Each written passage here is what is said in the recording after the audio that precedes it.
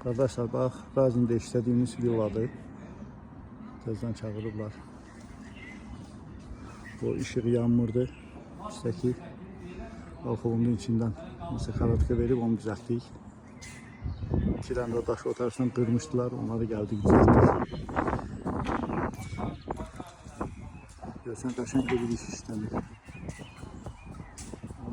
Bu taraf.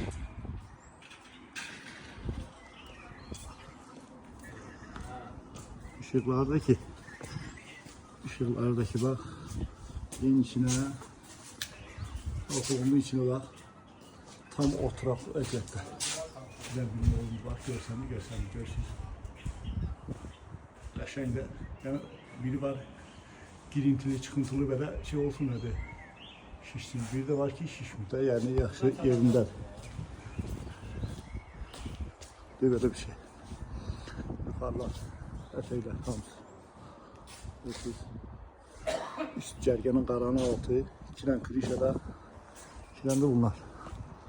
Hamısı da işlək vəziyyətdə.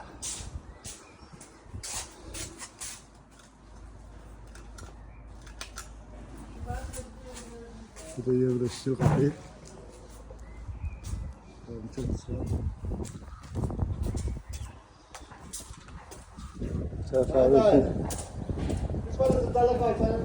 Seferde bulmuşuk.